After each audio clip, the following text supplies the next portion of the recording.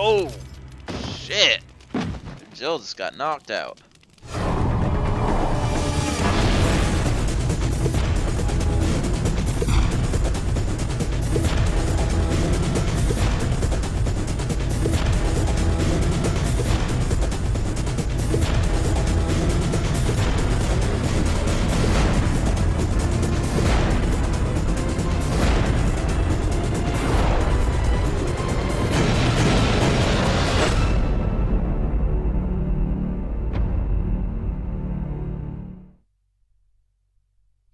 Back at it again, Capcom. What's this all about? Ooh.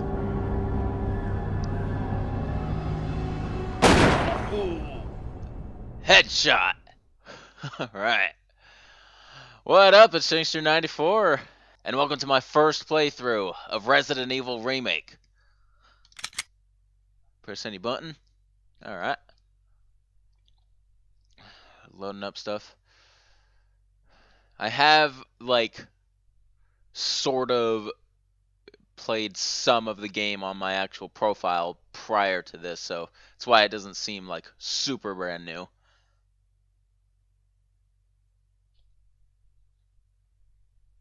Alright, this icon means it'll be saving at the moment. Or accessed, anyway. Okay, so once again, welcome to the first playthrough of my full play to Resident Evil Remake. If you haven't seen the prologue prior to all of this, I recommend you do because I explained a lot of details about how this full play is going to go. This is the very first full play. It's going to be the most canonical run to the storyline. I'm going to start with Jill Valentine, and I'm going to be playing in normal mode. It's the basic gist of it. I'm also going to be triggering the most canonical events to the storyline within on the way to the ending. Alrighty, so without further ado, I'm going to go ahead and start this up. This is the very first playthrough, so we're going to begin a brand new game. Resident Evil. Alright, game setup. Once again, this is the latest version. I'm playing on the Xbox One remastering of the game. So this may look a little different than what you're used to if you've never played the remastered.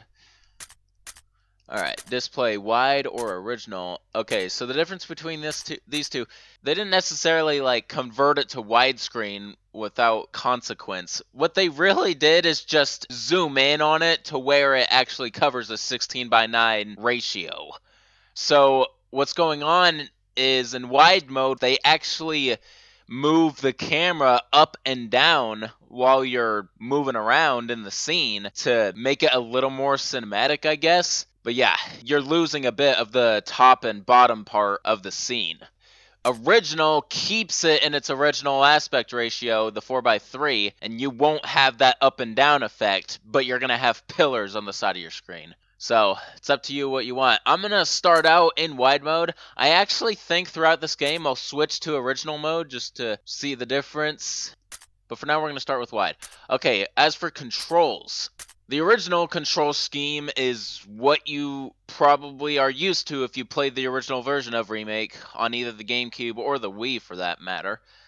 Alternate brings it about to like the modern players. The real difference really is original, both the analog stick and the D-pad do like the same stuff. Alternate mode, if you use the left analog stick, it like automatically allows you to run and quickly turn in areas. This, in my opinion, can come in handy, so I'm actually going to go with the alternate control scheme because I'm used to using the D-pad for normal movement in these classic tank control games, so it's not going to bother me if I'm not using the analog stick unless I absolutely need to. And for subtitles, I feel like they're going to like block some of the environment, even though it's just little text on the screen.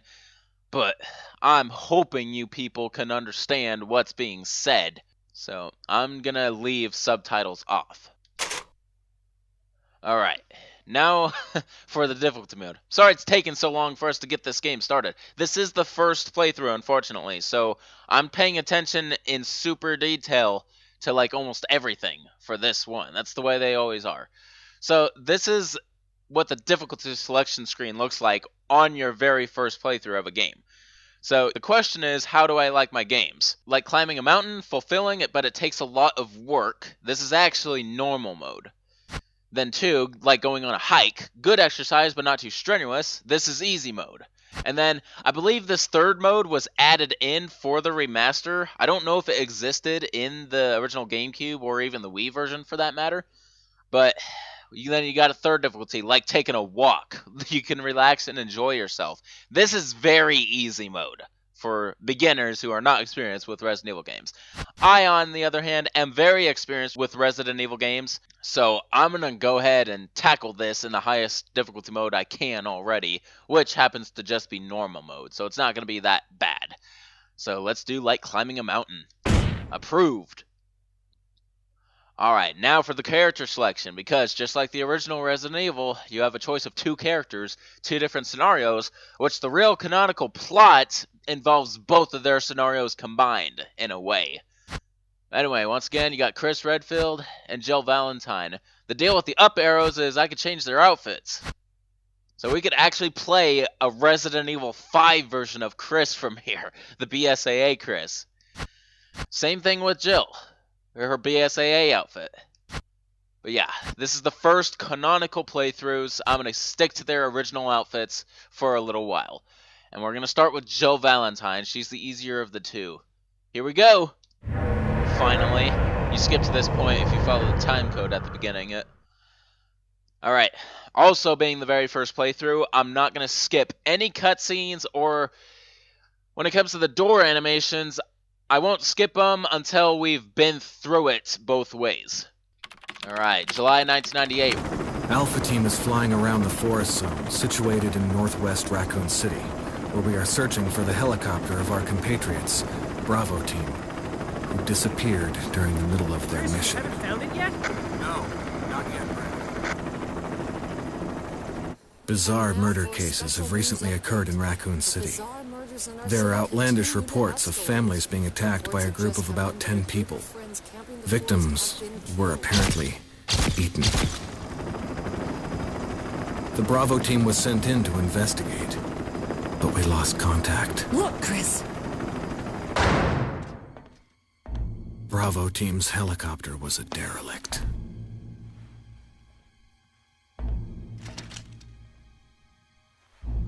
Save for the remaining body of Kevin.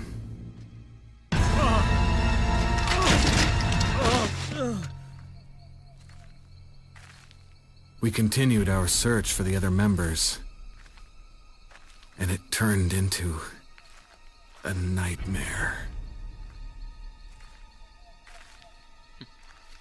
So, this is almost to the T reenacting the FMV sequence of the original Resident Evil game at the very beginning.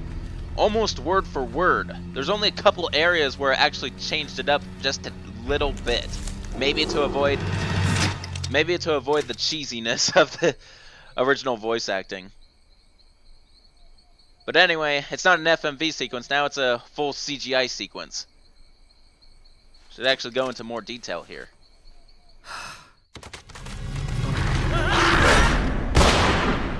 Yep.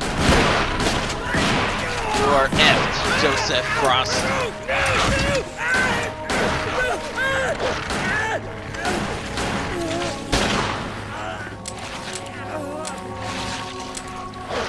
Jill's completely frozen, and I guess is out of bullets, because I was hearing some clicking.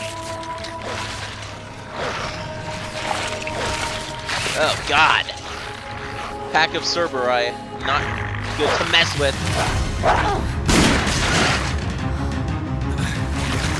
Come on!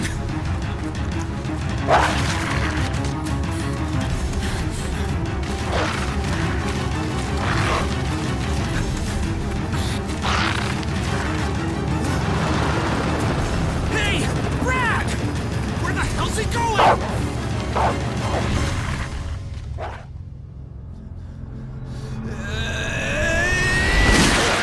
Chris, this way!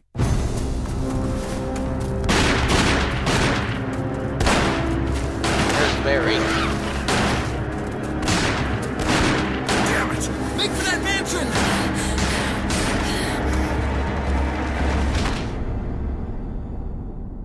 Looks a lot farther away. Enter the survival horror. Alright.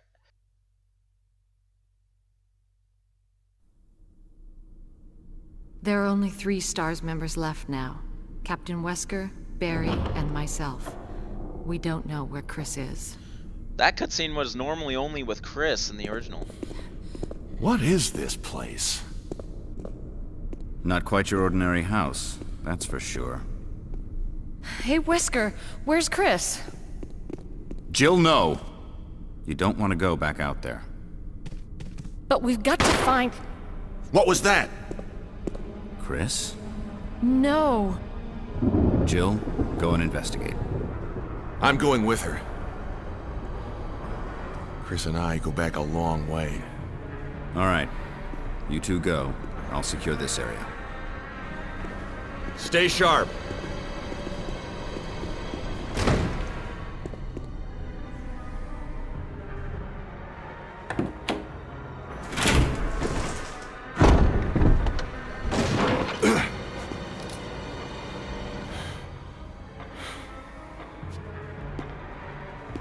A dining room.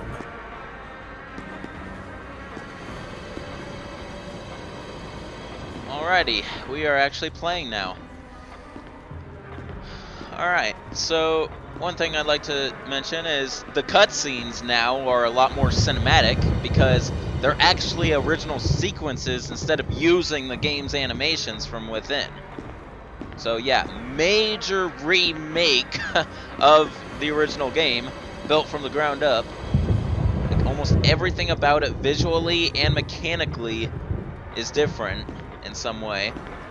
But once again, there are similarities. Like, the controls are like exactly the same as the original, the way I have it set up anyway.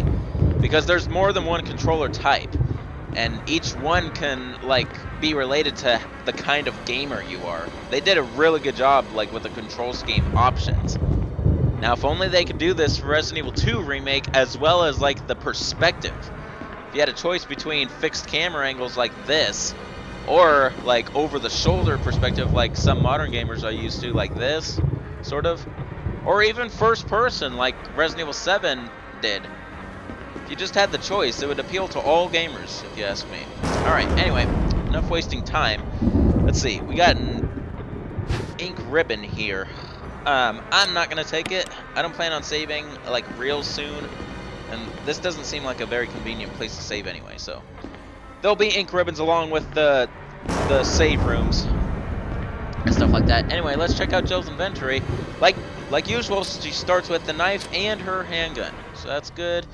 Of course, we got maps and files about those. This being the very first playthrough, once again, I plan on collecting all of those if possible during the first playthrough. If I miss any, you guys please comment and tell me what and where I missed it, so I could pick it up during a subsequent playthrough.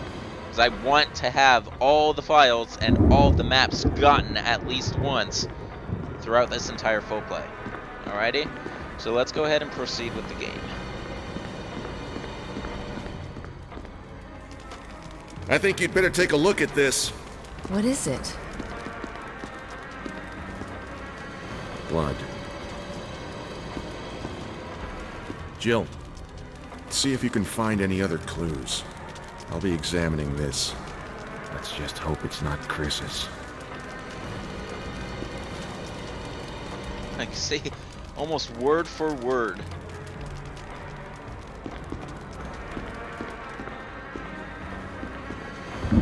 Alright, so like clockwork, we're gonna go through this door now.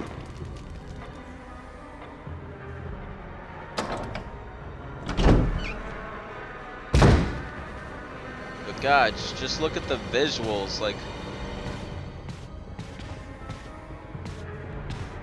the whole rebuild of this game. Same areas, but they look completely different. They look a lot more realistic. Here we go.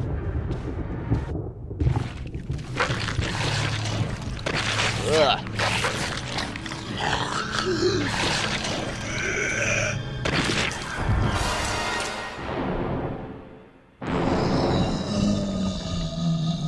Oh boy. Alright, well, we're getting out of Dodge.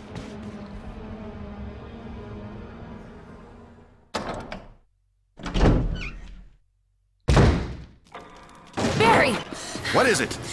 Look out! It's a monster! Let me take care of it!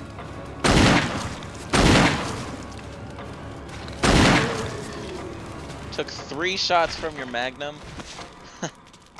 What the hell is this thing? I found Kenneth killed by this thing. Let's report this to Wesker. Alrighty. Yep, let's go ahead and return to Wesker. Oh boy.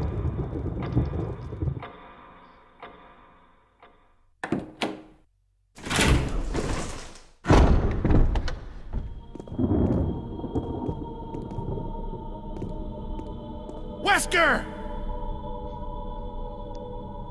Jill, help me look for him. But let's not leave this hall. Good idea.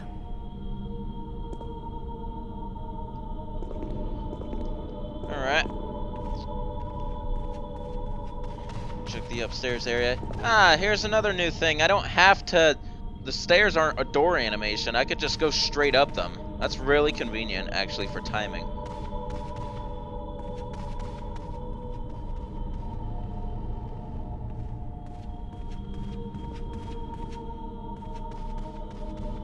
Alright, trigger the cutscene going back down. Barry. Any luck, Jill?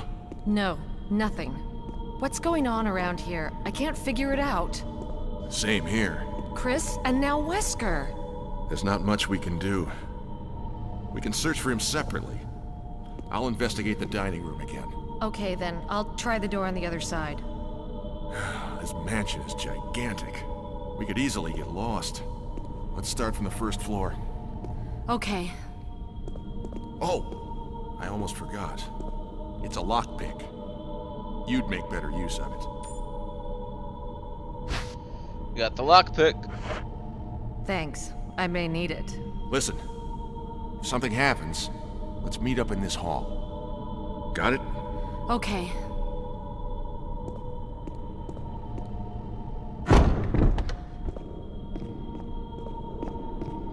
Alright. We'll check it out. This area is like way different.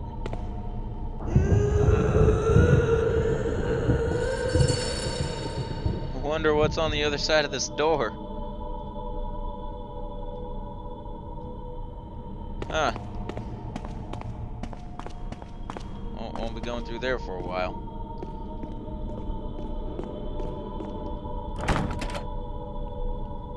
Oh, this is now a helmet key door. In the original, it was an armor key door. So yeah, they changed some stuff. It's not exact. Probably to prevent experienced players from the original to just coast through this game. I like that. Hope they do that for Resident Evil 2 Remake. Alright, let's follow script and go through this door.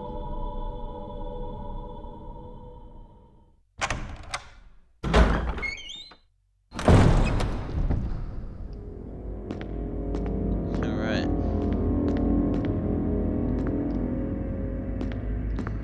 And of course, there's probably a map up there. Throughout this entire playthrough, I'm just going to be comparing to the original. Just be aware of that. Okay, so now they decide to make this the only object in this room instead of a whole set of stairs along with it. I can roll with that.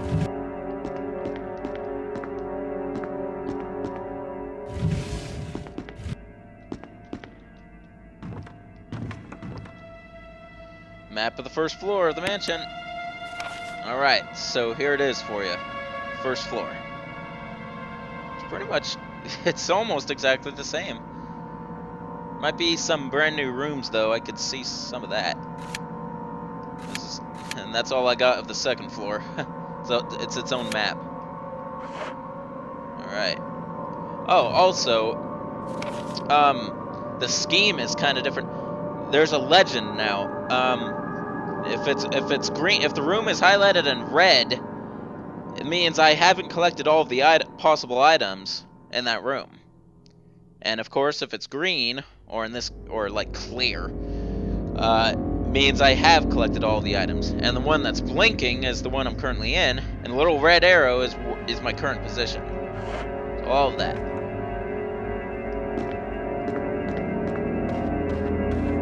I could help you with item searching, you know. Ooh, what's this?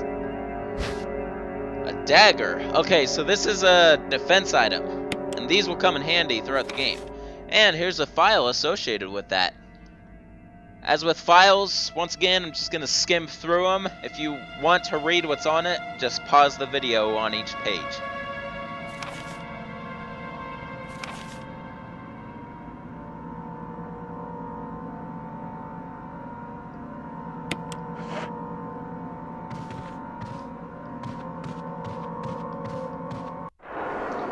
Ah!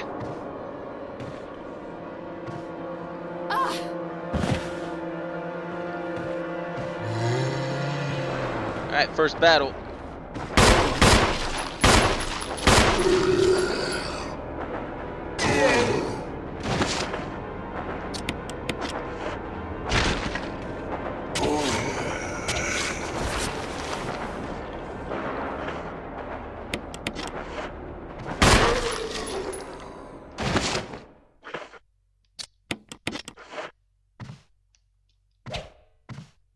Alright, just being sure. Alright.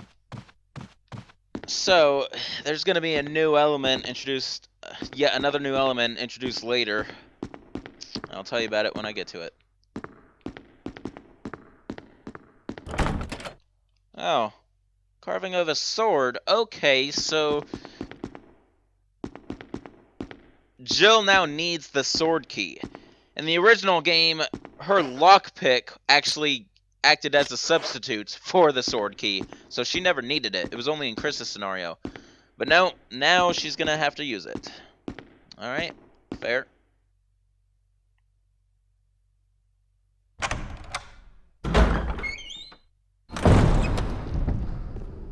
Alrighty.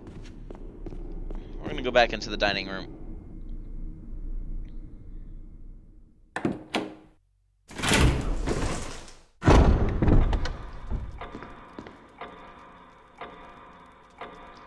Alright, so checking like every single nook and cranny like this, I'm only gonna do on what's gonna be necessary for like puzzle solving and whatnot. Because otherwise doing stuff like this would take freaking forever. And I don't think we want that. And it's not like I did that in any games in the past. Alright. Proceeding.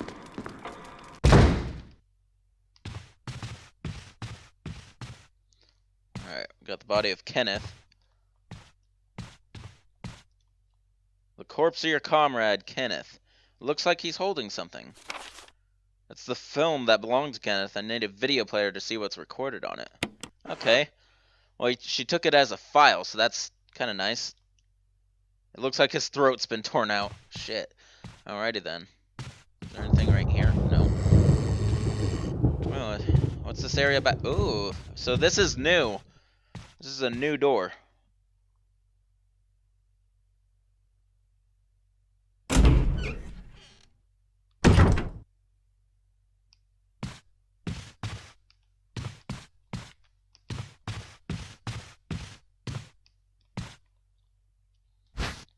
Oh, we got a handgun magazine. Alright. There's a corpse collapsed on the floor like it was an instant death. What the hell happened in this mansion? I don't know if you want to know, Jill. Ooh, we got some green herbs here. I'll take them while I have the room.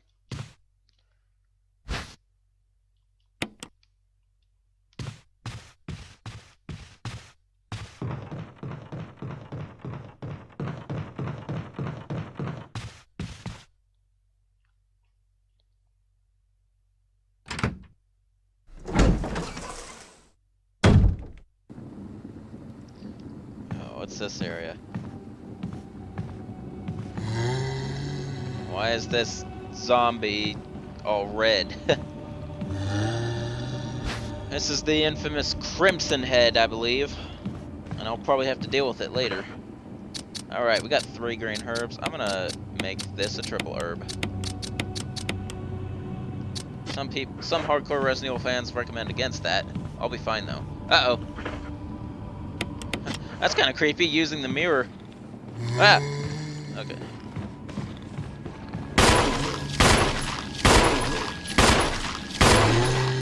Come on!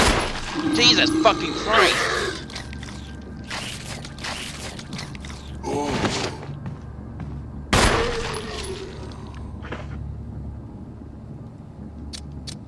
that's getting used. Alright, and here's another very useful feature. I could actually reload now outside of the menu. And I don't have to run the clip out in order to do so.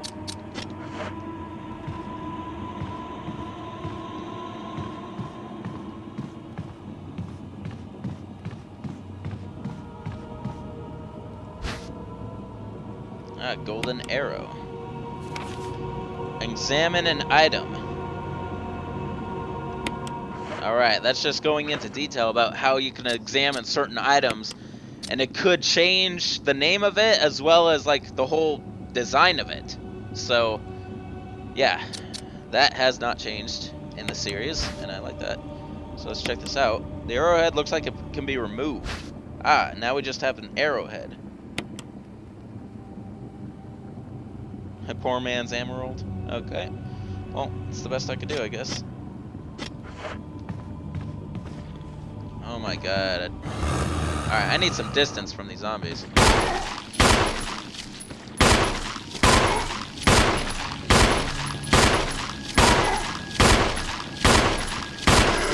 Are you fucking serious? Jesus Christ. That was like 9 shots. These zombies are really powerful. Good thing there's a clip right here.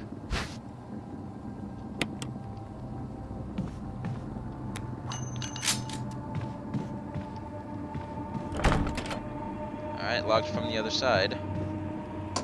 And I unlocked this door.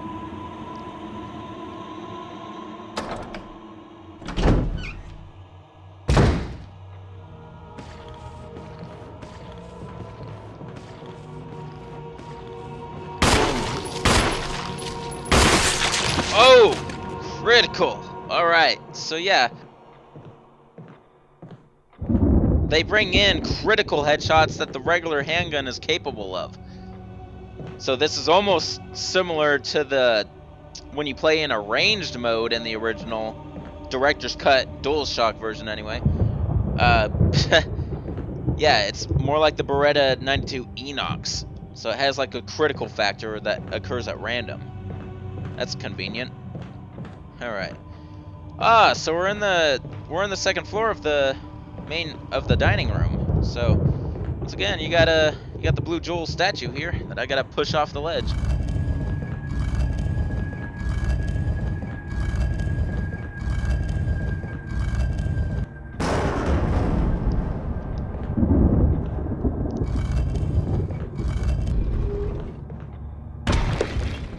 All right.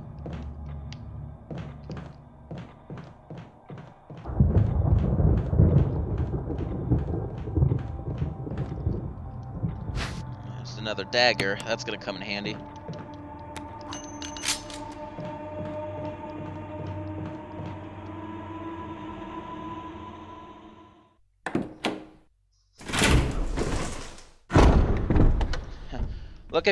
Lucky for me, I know exactly where to go to proceed in this game, so I won't be wasting a lot of time.